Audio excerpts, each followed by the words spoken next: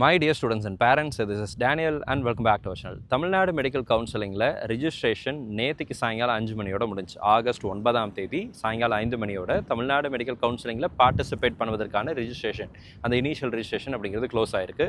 So far தமிழ்நாட்டில் 42,957 மாணவர்கள் இந்த மெடிக்கல் கவுன்சிலிங்கில் பார்ட்டிசிபேட் பண்ணுவதற்காக ரெஜிஸ்ட்ரேஷன் அப்படிங்கிறது பண்ணியிருக்கிறாங்க.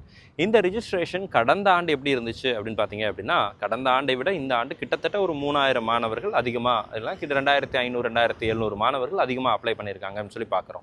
லாஸ்ட் இயரில் 40,199 மாணவர்கள் தமிழ்நாட்டில் உள்ள அரசு மருத்துவக் கல்லூரிகள், தனியார் மருத்துவக் கல்லூரிகள், MBBS, BDS இந்த மாதிரி கவர்மெண்ட் கோட்டா, மேனேஜ்மெண்ட் கோட்டா இந்த எல்லா கவுன்சிலிங்கும் சேர்த்து 40,199 அப்ளிகேஷன்ஸ் அப்படிங்கிறது லாஸ்ட் இயரில் வந்துருந்துச்சு. இந்த வருஷம் 42,957 மாணவர்கள் அப்ராக்சிமேட் பண்ணோம் அப்படின்னா 43,000 பேர் அப்படிங்கிறவங்க வந்து அப்ளை பண்ணியிருக்கிறாங்கன்னு சொல்லி பார்க்குறோம். ஸோ இத்தனை மாணவர்கள் கடந்த ஆண்டில் எழுதின அதே அளவுக்கான எண்ணிக்கை தான் இந்த ஆண்டும் வந்து அப்ளிகேஷன், அதாவது எக்ஸாமினேஷன் அப்படிங்கிறது எழுதினாங்க. கவுன்சிலிங் அப்ளிகேஷன்ஸ்லையும் பார்த்தீங்கன்னா பெரிய வேரியேஷன் அப்படிங்கிறது இல்லை. லாஸ்ட் இயரில் எவ்வளோ இருந்துச்சோ அதை விட ஒரு 2700 மாணவர்கள் தான் அதிகமாக இந்த வருஷம் வந்து கவுன்சிலிங்கில் பார்ட்டிசிபேட் பண்ணுறதுக்கு வராங்க. ஸோ இந்த கவுண்ட்டை வச்சு பார்க்கும்போது தமிழ்நாட்டில் கடந்த ஆண்டு இருந்த அதே அளவுக்கு காம்படிஷன் தான் இந்த ஆண்டும் இருக்குது அப்படிங்கிறத நம்மளால் புரிந்து கொள்ள முடியுது.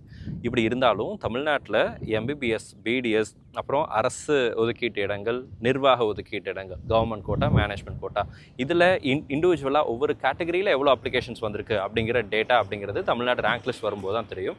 அண்ட் இப்போ நம்ம சொன்ன இந்த 42,957 அப்படிங்கிற ரேங்க் அந்த நம்பர்ஸ்லேருந்து கண்டிப்பாக இதனுடைய கவுண்ட் அப்படிங்கிறது சற்று குறைவதற்கான வாய்ப்புகள் இருக்குது. ஏன்னா அப்ளிகேஷன்ஸ் போடும்போது சிலருடைய அப்ளிகேஷன்ஸ் அப்படிங்கிறது ரிஜெக்ட் ஆகலாம். பெரிய மாஸ் நம்பர் இல்லை, கொஞ்சம் சில வேரியேஷன்ஸ் அப்படிங்கிறது இருக்கலாம். எஸ்பெஷலி சில மாணவர்கள் டியூவல் அப்ளிகேஷன் 2 அப்ளிகேஷன் போட்டிருப்பாங்க.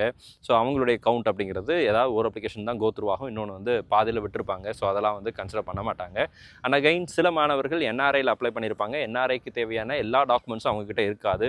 And again sponsorship, NRI sponsorship வாங்கியிருப்பாங்க.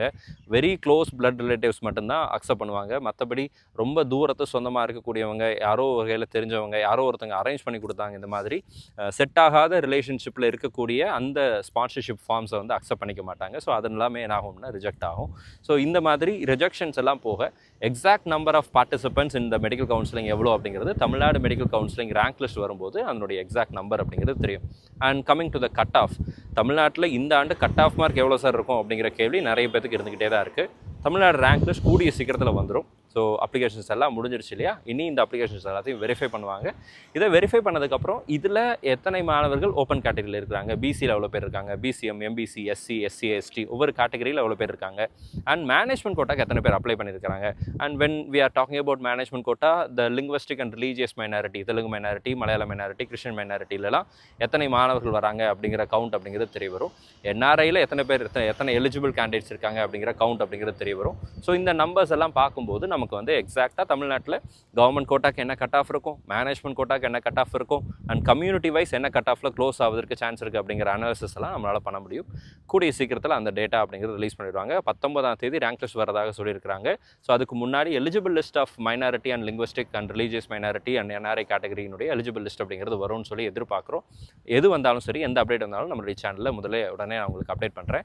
ஸோ இது இப்போ தான் நீங்கள் ஒருவேளை நம்ம வீடியோ ஃபஸ்ட் டைம் பார்க்குறீங்க அப்படின்னா சேனலை சப்ஸ்கிரைப் பண்ணி வச்சுக்கோங்க. மறக்காமல் நோட்டிஃபிகேஷன் ஐக்கான ஆன் பண்ணி வச்சுக்கோங்க. அப்போ தான் நம்ம போடக்கூடிய வீடியோஸுடைய நோட்டிஃபிகேஷன் உங்களுக்கு வந்து சேரும். ஸோ இந்த வீடியோ உங்களுக்கு யூஸ்ஃபுல்லாக இருந்திருக்கும்னு நினைக்கிறேன், ஒரு கிளாரிட்டி கொடுத்துருக்கும்னு நினைக்கிறேன். கட் ஆஃப் மார்க்கை பொறுத்த வரைக்கும் கடந்த ஆண்டு இருந்து அதே காம்படிஷன் அப்படிங்கிறதா இந்த ஆண்டு இருக்குது. ஆனாலும் ஒவ்வொரு கம்யூனிட்டியில் அந்த டாப் ஸ்கோரர்ஸ் எத்தனை பேர் வராங்க அப்படிங்கிற கவுண்ட் வந்து நமக்கு ரொம்ப ரொம்ப முக்கியமான ஒரு கவுண்ட்டாக இருக்குது. அதை பொறுத்து கட் ஆஃப் மார்க் அப்படிங்கிறது இருக்கும். ஸோ அதை பற்றி டீட்டெயிலாக இனி வருகிற வீடியோஸில் நம்ம பேசுவோம். இந்த வீடியோ உங்களுக்கு யூஸ்ஃபுல்லாக இருந்துச்சுன்னா மறக்காமல் வீடியோவை உங்களுடைய நண்பர்கள் உறவினர்களுக்கு ஷேர் பண்ணுங்கள். All the very best and thank you so much.